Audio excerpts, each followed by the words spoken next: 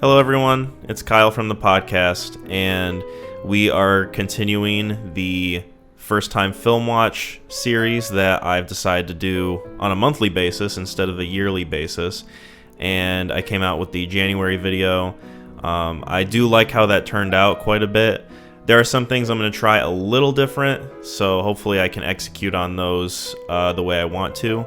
So first and foremost, the first time I did this in January, well, for the month of January, I had the mic really close to me, and I always try to make the audio sound good, sound competent, and my PC, it's kind of loud. This time I'm going to try having it a little bit further away, but with the gain turned up so you can see my disgusting face. Also, this time around, I'm going to try my best to keep the posters up, so we're gonna do this in a way kind of like Anthony Fantano does, where he just keeps an image of the album or whatever he's talking about up on screen while he's talking about it.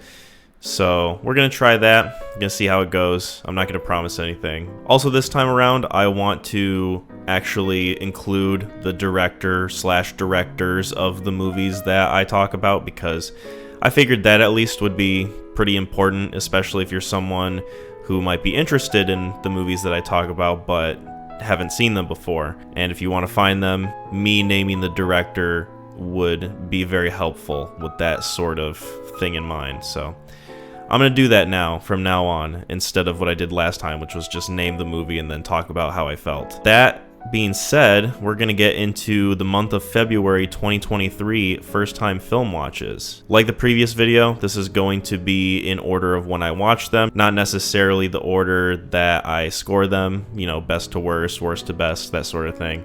And I'm also still not going to go into a whole lot of detail as far as, you know, the plot. I'm not going to spoil anything from any of these movies that I list, so feel free to check out the timestamps, hear what I have to say about any particular movie you might be interested in hearing me talk about, and we're going to get into it.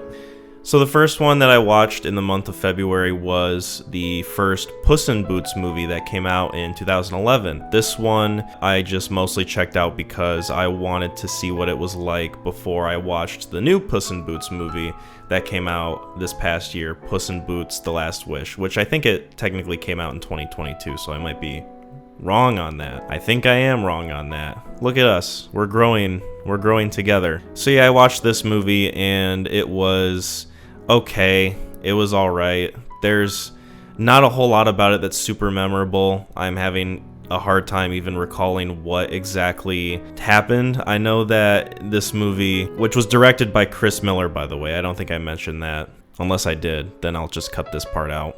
It feels pretty standard. It feels like a middle-of-the-road DreamWorks animated movie that you just kind of forget about. It's very clearly just kind of riding off the back of the Shrek franchise, doesn't really do much to stand out on its own. It really just feels like they made this movie almost out of obligation. Like, Puss in Boots as a character was so popular amongst the Shrek fandom that they just decided to make a movie about it. They didn't really concern themselves with really the plot or the character or really anything with the movie. It just kind of feels like they just made it to make it, to hopefully make money.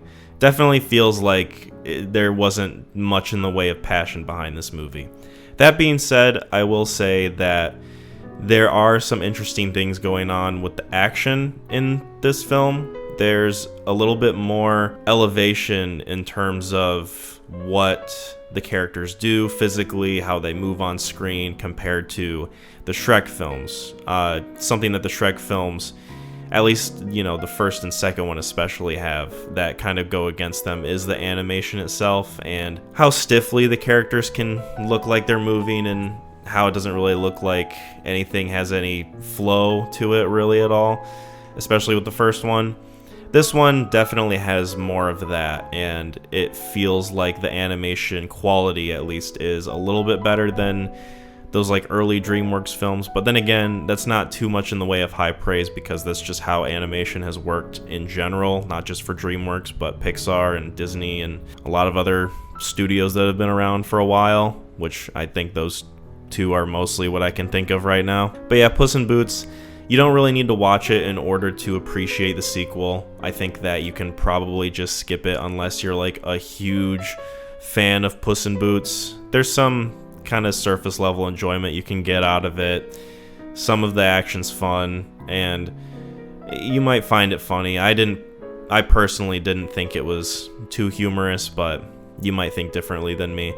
That one I gave a 6 out of 10. Next up is Knock at the Cabin from Mr. M. Night Shyamalan, the GOAT, the greatest of all time, Mr. M. Night. So this one I checked out in the theaters, and it was one of those things where like I kind of knew that it wasn't going to be high art or anything. I didn't think it was going to be great, but I kept an open mind. I wanted to see what it was going to be like. I wanted to see if M. Night could pull this off, you know, if he could finally get a W after so long of not having one. And yeah, it's not good.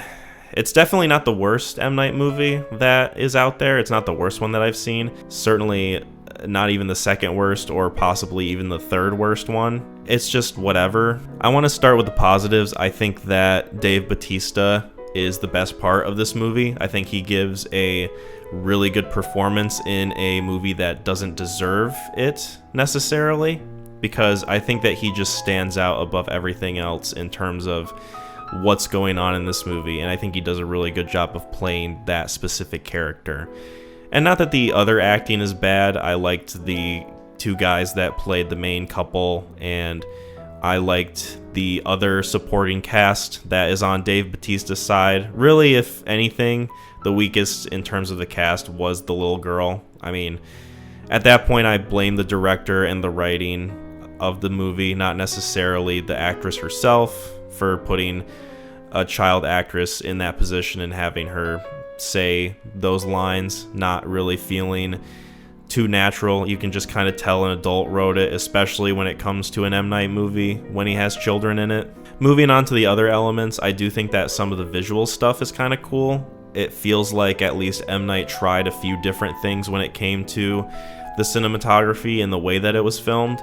I think that is at least interesting to me, and there's a few moments where I had to sit back and go, okay, I kind of like what he did there visually, you know, in terms of what I was looking at. But that being said, this movie is really poorly written. It's one of those movies where it feels like the characters are just there to dump exposition about the situation that's happening. It doesn't really feel like there's any character growth or development. It just feels like each character is a vessel to spout off what's happening in the story and why things are happening. You can tell that M. Night really wanted this movie to be a lot deeper than it ended up being, because he's running with different biblical themes and all sorts of allegories and metaphors left and right, and these themes that touch on notions of the end of the world and gay marriage and things like that, and the concepts that go on with those things. But it doesn't feel like any of it is explored in an interesting way. It doesn't feel like anything's being said that the audience doesn't already think about. So when you're presented with these things, the way the characters are written and the way the story's written, it just kind of feels like M. Night thinks that you're fucking stupid. I really don't like how this movie was written at all, and I think it's pretty weak because of it. So this one I gave a 4 out of 10. Definitely not the worst M. Night movie. It's got some value to it, but otherwise, I would just skip it. The next one is the sequel to Puss in Boots, Puss in Boots: The Last Wish. And boy, oh boy, this movie was a surprise. It was so good. I really dig this movie. I think I saw it 3 times in the theaters, and I just had a fun time, just had a blast each time I watched it, especially bringing people to it that they hadn't seen it before. So just getting to see their reactions to it and be genuinely surprised at how good this movie is was a really good feeling. I think that overall with this movie, it's got so much going for it. The animation, first and foremost, is so much improved from the previous film, and even like most DreamWorks movies as a whole. I think that the way they use the colors in the movie, the way that the characters move, It almost feels like a really well animated anime at points with how the action scenes turned out, and it just feels like it flows really, really well. And I just love the visuals and everything going on with that. Puss in Boots actually feels like a character. It feels like he goes through some progression in the story, and you actually like him as a character, you like him as the lead. And there are so many other good characters in this movie too, like the wolf, which is like the main villain that's following Puss in Boots the entire movie. And then you've got Jack Horner, voiced by John Mulaney, who was puts on a really good comedic performance as another villain character. I also should mention that this movie was directed by Joel Crawford, so if you want to check this one out, this is the Joel Crawford Puss in Boots movie, not the Chris Miller one. Also, I think it's a different Chris Miller from Miller and Lord. It's definitely not the same guy from the first one. Anyway, going back to Puss in Boots: The Last Wish, the humor is also just vastly improved. It feels like you get a few moments of breaks in between the movie where things do become a little more serious, and they're earned with what the character's going through and how the character is developed through the movie. But for the most part, you get a lot of humor back to back, and most of the time it lands because you like how the characters are written. They're funny, they're entertaining. It feels like the voice acting performances really back those up, and I think that this movie is just overall a really fun time. If you have kids, they're gonna love it, and even if you don't have kids, you're going to enjoy this film, I think, for the most part. If you like sort of fun, high energy cartoon films that have really good writing behind them, I would recommend this movie. This one I gave a 9 out of 10. I really enjoy it. Next one is National Treasure: Book of Secrets. So for the January 2023 video, I mentioned that I watched the first National Treasure for the first time, and for this video we're going to talk about the sequel because I watched that movie in February, and it's pretty consistent with the first movie in terms of quality, both positive and negative.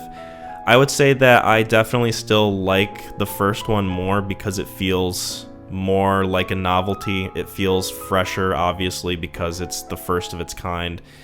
That being said, I do still like Nicolas Cage in this movie. I think that without him, the movie wouldn't have two legs to stand on. I think I mentioned that in the previous video. And the concepts and the ideas are fun. A lot of what's executed isn't the best. It doesn't feel like there's a whole lot in the way of tension because the movie's pretty safe when it comes to how it goes about the story and the adventure of it and the characters in it. There's some good dynamics. I like the main cast overall and how they interact with each other. Nick Cage, Diane Kruger, and then the guy who plays like the comic relief. I forget his character's name or the actor's name, at all. But I think they have a good dynamic between them. And I do like Jon Voight in this movie. I think that he does a good job. The villain is kind of just a mustache twirling villain. He's not really anything special. And this movie overall, other than Nick Cage and other than some of the character dynamics, I don't really remember too much of. The cinematography isn't anything special. It looks pretty straightforward and bland, honestly. Like it's not the prettiest film. Something like Indiana Jones definitely has more of an art direction and a style to it, whereas this just kind of feels like something you probably could have seen on ABC Family or something. And overall, I just think that this is a little bit weaker than the previous film that came out, the first one in this supposed trilogy. I guess they're supposed to make a third one eventually, but I guess we'll see what happens with that. But for right now, this one I gave a 6 out of 10, so 1 point lower than the first film. I still like it overall. I think that it's a fun watch, especially when you have a group of friends together, but in terms of just a movie overall, you can watch things, especially something like Indiana Jones or other adventure movies that do the same type of thing but better executed. Next up is Funny Games 2007. So this is the United States version of Funny Games, and I'm going to elaborate on that when we get to the Austrian version of Funny Games. But this is directed by, I always call him Michael Haneke, even though I know that's probably not how you pronounce his name because he's Austrian, and I've heard people pronounce him like Michel Haneke and different things like that. So, correct me if I'm wrong. Just let me know in the comments, and I'll try to pronounce his name the correct way from here on out. If nobody lets me know, though, I'm still going to pronounce it Michael Haneke, so you can just, I don't know, you can deal with that. This, after seeing this for the first time, became one of my favorite films ever.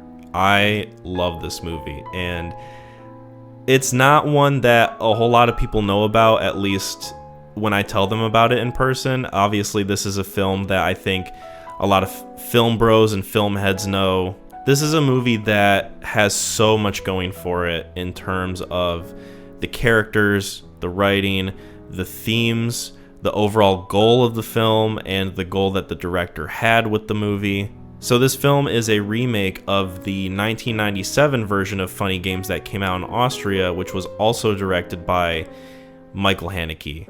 Michel Haneke, however you pronounce it.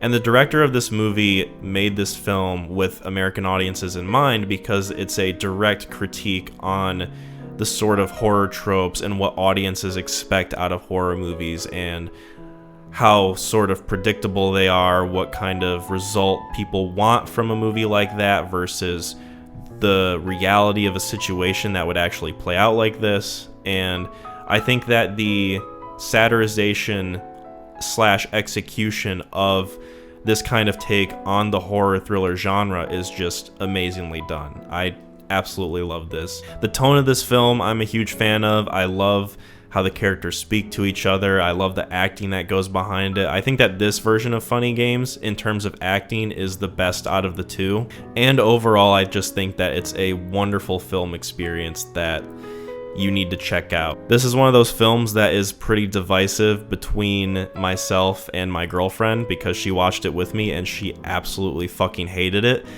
But I love it, and I always love teasing her about this film because it just made her upset and angry. And I want more people to see it because I just want to hear people's experience with this film and what this film does in terms of the genre and the story itself. So this one is a 10 out of 10 for me. Absolutely love it. The visuals, the characters, the writing, the thematic goals of it is just overall really well done in my opinion. Next up is The Conjuring, The Devil Made Me Do It. So this is the third film in the Conjuring series. It's not a spin-off, it's not like Annabelle or The Nun, it's technically the third film in the franchise, and was directed by Michael Chaves or Chavez. I don't know which one that is. Directed by either Michael Chaves or Michael Chavez. I don't know how his last name is pronounced, if it's pronounced one way or another. I could be wrong on both accounts, who knows. So last video I covered the second Conjuring movie, and I mentioned how it's a little bit weaker than the first one in terms of how memorable it is. It's pretty standard horror film. It doesn't do a whole lot in the way of being unique. It does set sort of a tone and an atmosphere to it, and the acting is pretty decent, but otherwise it just doesn't really set itself apart from a lot of horror movies that come out and are of the same ilk. This one, The Conjuring, The Devil Made Me Do It, is especially forgettable. And I think that overall it's just as weak as the second, possibly weaker, because of how forgettable it is. There's not a whole lot I remember about it. I remember there's a basically rival sorceress that is countering against Vera Farmiga's character, Elaine Warren, and they have to try to figure out what's going on with that. And then I think there's another plot with like a possession, but trying to get me to remember anything from this movie is like pulling teeth. I don't remember a whole lot, and I think that's very telling of the quality of the film right there. I just remember that it's visually bland, there's not much going on there, and the characters are just pretty one note. There's not a whole lot in the way of development or change or growth. It just feels like a cookie cutter horror film, and I think that's what it is overall. So I'm not going to talk about this one a whole lot because honestly I don't remember too much from it. So this one I gave a 5 out of 10 just because it's not memorable really in any way. There's like maybe a couple scenes here and there that I can picture in my head, and that's it. One of the most forgettable horror movies I think I've seen. Next film is Funny Games 1997. So I kind of touched on this one when I was talking about the American version of Funny Games. This is the first version of the film that Michael Haneke, Michel Haneke came out with in Austria, 1997, and he actually made this film with American audiences in mind, which I think I might have mentioned in the last discussion of the remake of this film. But I watched this one after I watched the American version of Funny Games, and yeah, the American version is basically just a shot-for-shot remake, but I think that there are very key differences when it comes to the acting performances in either of these films. I think that overall, while I don't think the performances in the Austrian version are necessarily bad, I think that they are just a step weaker than the American version. And because of that, I don't love this film quite as much. I still really like it, and I still really enjoy it and love what it went for, you know, in terms of the themes and everything else I said about the previous film. But with the performances, I just don't think that it stands up as well as the American one, which is weird for me to say because normally American remakes of movies are just inherently worse than where the originals came from, you know? And there's just a few creative choices here and there that, like, while they're not terribly different, it does kind of make me not love this film as much. There's some stylistic choices here and there that kind of almost date the film. It does feel like with the American version, he really polished what he wanted to go for in terms of the visuals and the pacing of this storyline. But with that being said, I do enjoy this movie, and I think that if you told me that this version of Funny Games was your preferred one over the American remake, that would be totally understandable to me, and I can get behind that. But this one, I gave an 8 out of 10 just because it didn't grab me nearly as much as the American one. I also watched it like the very next day after I watched the American version, so I guess that might have had something to do with the effect of how I felt about it. But yeah, still really enjoyed it, 8 out of 10. I might have to watch it again later down the road, sort of separate from the American version, just to kind of see how I feel about it on its own, you know? Next up is Pulse, directed by Kiyoshi Kurosawa. And this movie came out, I think, 2000 or 2001, and I believe is a Japanese film.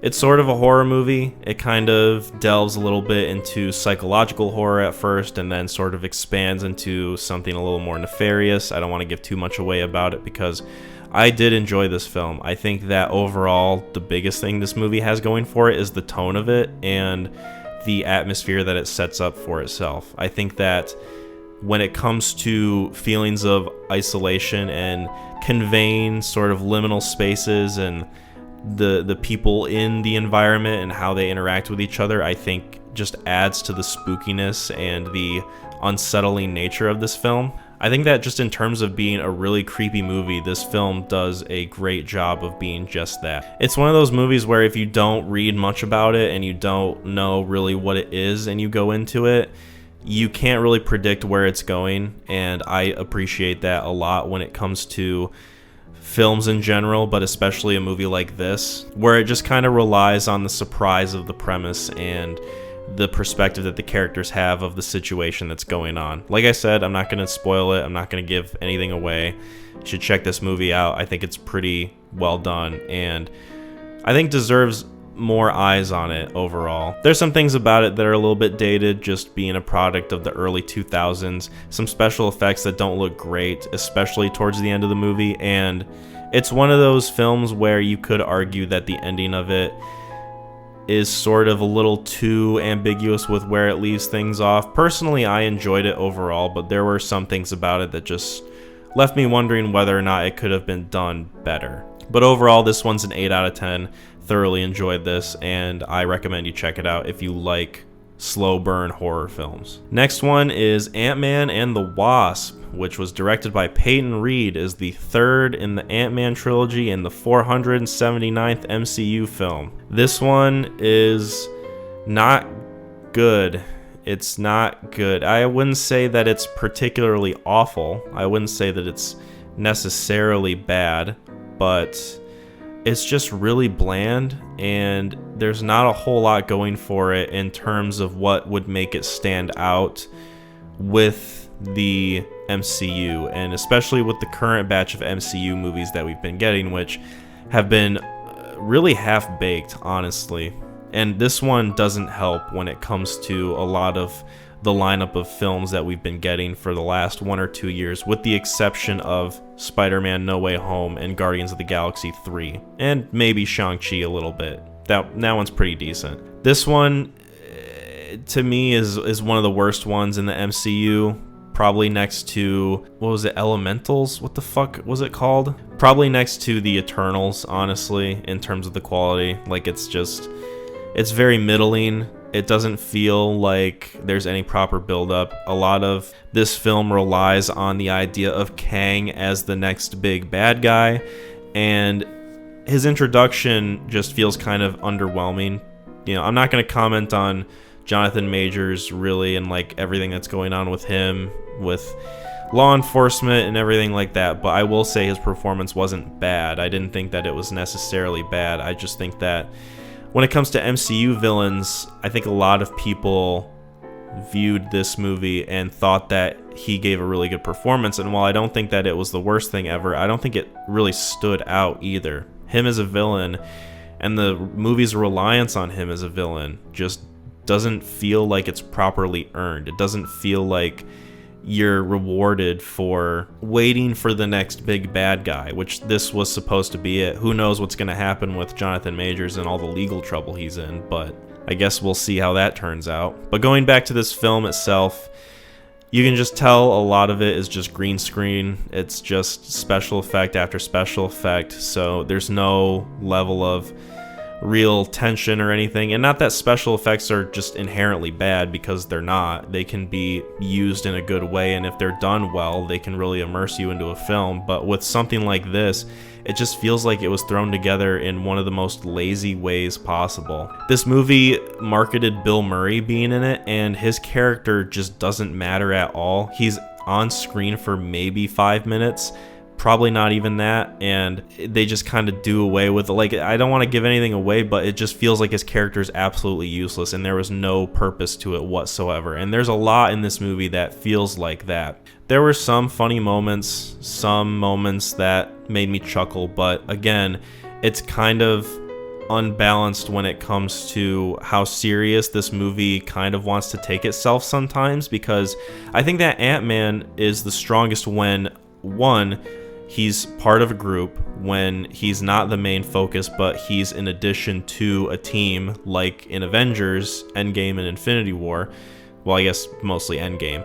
Or two, he's clearly not taking very much seriously, like he's the comic relief. He's supposed to offer levity in situations that he finds himself in, and with this movie, it feels like they try to take everything too seriously, especially once they get into the second and third act of this film. The acting's not bad. I would say it's pretty decent. I would say the writing overall is to blame for how poorly the characters are and just not being really consistent with themselves or the MCU, really.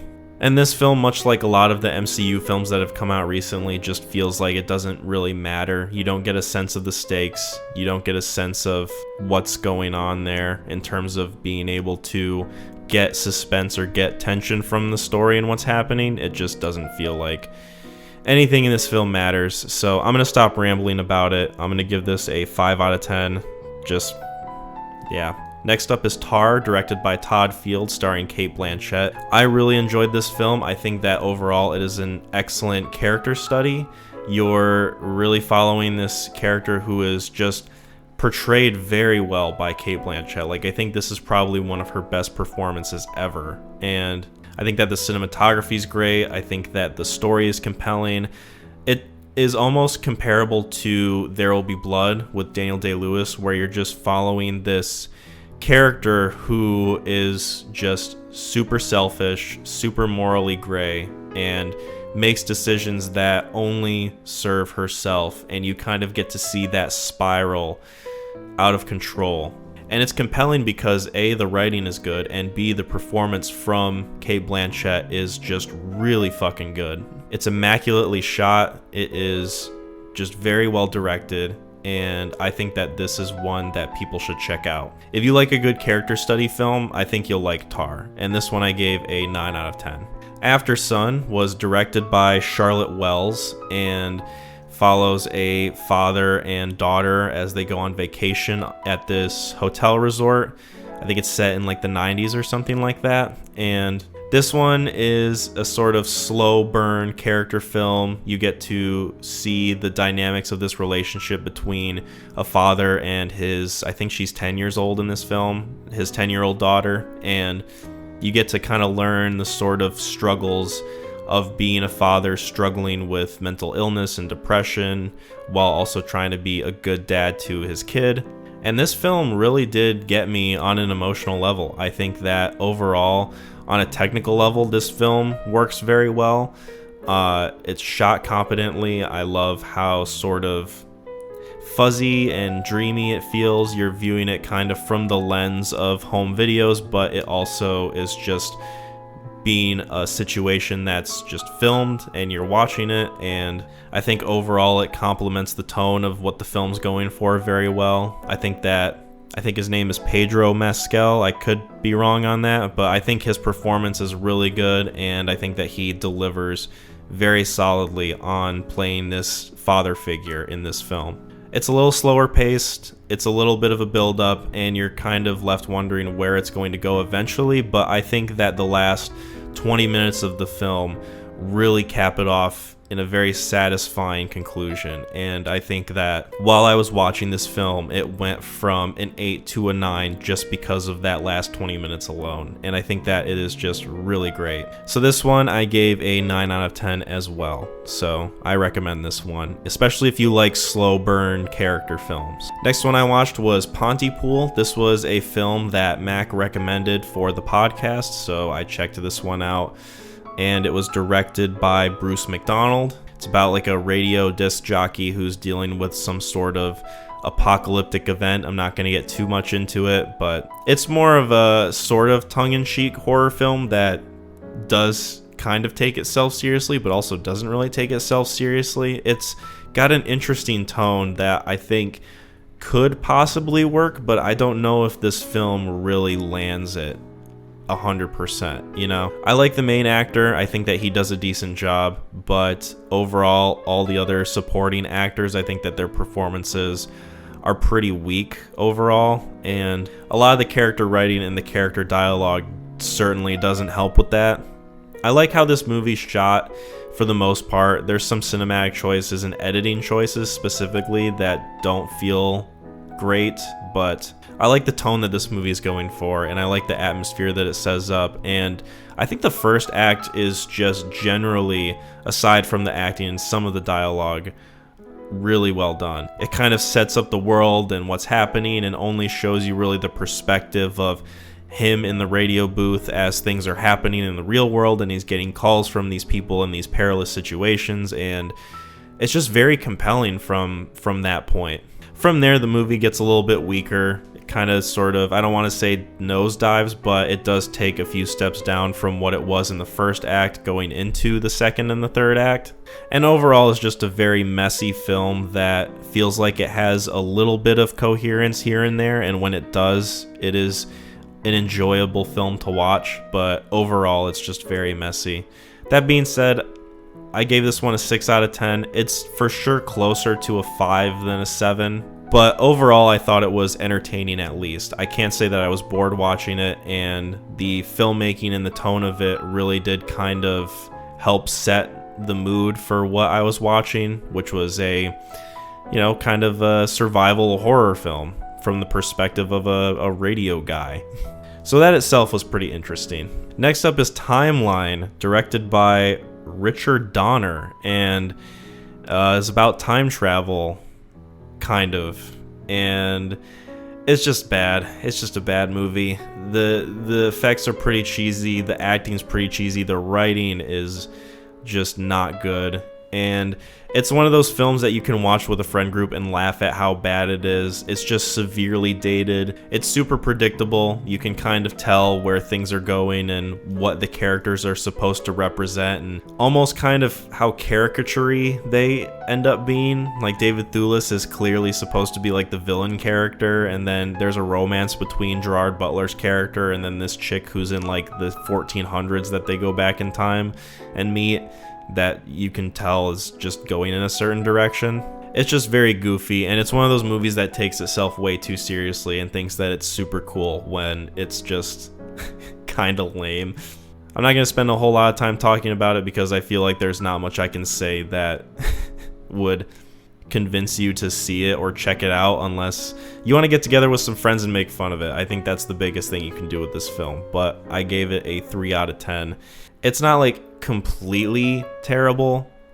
There's some fun to be had with it, and it's just a goofy time. So if you like that sort of thing, check that out. Old was directed by M. Night Shyamalan and was the movie that came out before Knock at the Cabin, and I checked this one out after Knock at the Cabin, and yeah, it's definitely of a similar ilk. It is bad. This movie, I would say, has less going for it than Knock at the Cabin, where at least Knock at the Cabin had Dave Bautista and the performance that he gave, and it had a few interesting visual stuff going on. This one, it doesn't really have much of a way in a standout performance. It just feels like everyone is giving a sort of confused take on their character, therefore everybody feels the same because of that. There doesn't really feel like there's much in the way of distinction between the characters. They're just kind of either deadpan about a situation, weirdly enough, or they're just scared because that's the way that M. Night wrote the script. I will say that this movie is possibly more funny bad than Knock at the Cabin is, because there's things going on with the concept. This movie's kind of memed a little bit. Oh, go to the beach that makes you old. Like, there's a Ben Shapiro Joe Rogan AI video that was made discussing this movie and them going to the beach that turns them old. It's sort of a novelty concept that inherently is just kind of goofy, and the way that this movie goes about it is just inherently kind of goofy. I found myself more so laughing at the things that were happening than actually taking it seriously and being frightened by the concept of it. So yeah, this one's a 3 out of 10. I just didn't take it very seriously at all. It's just super goofy, and the way that it ends just feels so unrealistic and convoluted. I say unrealistic for a fucking movie that makes you old when you go to the beach, but, you know, here we are. Next one is Arctic, directed by Joe Penna, starring Mads Mikkelsen. It is a survival thriller film in which he has to basically survive him crash landing in the Arctic. And this movie is pretty comparable to something like Castaway. There's very minimal music. It's shot in a very cinematic, scenic way where you get a good sense of the environment around Mads Mikkelsen's character, and you're, for the most part, just following him trying to survive in this dangerous environment and in this situation. There's a really cool thing with this film where it gives you a good sense of the danger he's in and the limited time that he has, so you really care about the journey that he's on because you just want to see him survive, especially when you see some of the actions that he takes, and you get a sense of his character even though he really doesn't say a whole lot in the way of dialogue in this film. It's one of those things where the film is kind of carried just by his physical performance, almost like something like Leonardo DiCaprio's performance from The Revenant. I think that the sound design is really good. Mads Mikkelsen is great, like I said. I'm a sucker for a very simple point A to point B story that is done particularly well, and I think that this movie, for the most part, is done pretty well. There's some things about it that aren't great. There's some visual effects that you can tell that they just didn't have an ideal budget for when it comes to, I'm going to say, a creature. I don't want to give too much away because I really do like this film and I think you should check it out. And honestly, I would have liked more of this film. This is one of those movies where I think I could have done with probably an extra 30 minutes, and I think it would have been a satisfying runtime still with this movie. It also doesn't end in a super climactic way. It just kind of gets to a point and then it ends, and I'm not going to give anything away. You should definitely check this movie out, but I will say that it left me feeling like I could have gotten more from it. You know, I wish I had gotten more from it. I think that it's a good survival film that if you like movies like Castaway or The Revenant or something like that, I think you'll really enjoy this one. And out of the two movies that Mads Mikkelsen stars in that has to do with the titles being cold, this one is way better than the other one. Polar. Fuck Polar. Check out my review of it. The last film I watched in February was The Book of Eli, directed by Albert Hughes and Alan Hughes, which are, I believe, a twin brother duo. It's a post-apocalyptic film starring Denzel Washington, and it is very middling. It's not good, but it's not awful. It's just very straight down the middle. I think that Denzel Washington is decent. I think he gives a decent performance. I don't think that the writing is particularly strong. And I will say I really do like Gary Oldman, especially when he plays villain characters, because he has just a knack for stealing the scenery. He has a knack for chewing up the scenery.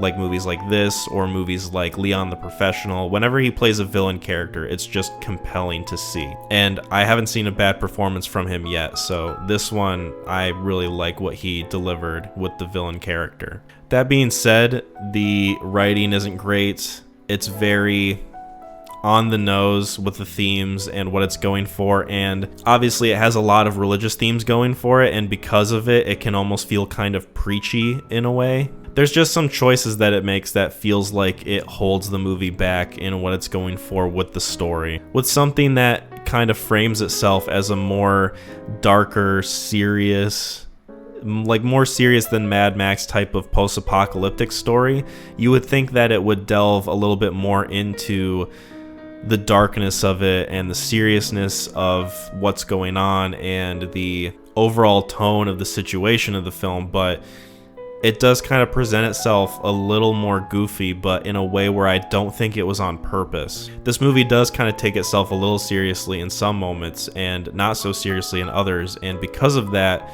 the tone of it and the goals of the movie just feel completely mixed up. I also visually just don't really like how this movie turned out to be. It attempted to go for almost like a Fallout 3 look where everything is really dark, but it's color corrected in a way where it's trying to feel stylistic, but when you try to attempt those two tones, I think more often than not it just ends up making the film ugly. There's a movie that we talked about on the podcast called The Road, which is based off of a Cormac McCarthy novel, you know, rest in peace, my boy. But that film adaptation of that book is shot in a way where you get a really good sense of the seriousness of the environment and the darkness of it, but it doesn't look ugly. It looks purposefully dour and melancholic and bleak, but it's appropriate for the environment and the kind of tone that the movie's going for, which is just overall a darker post-apocalyptic tone. This one, the visuals are almost sort of very indicative of the tone that this film is going for, in that it doesn't necessarily know whether it wants to be serious or goofy, therefore the visuals don't know if it wants to be visual or goofy, so it just ends up looking very ugly because of it. So yeah, not great. It's a little bit memorable in points, but overall the things that it tries to accomplish, I think it just kind of falls flat with.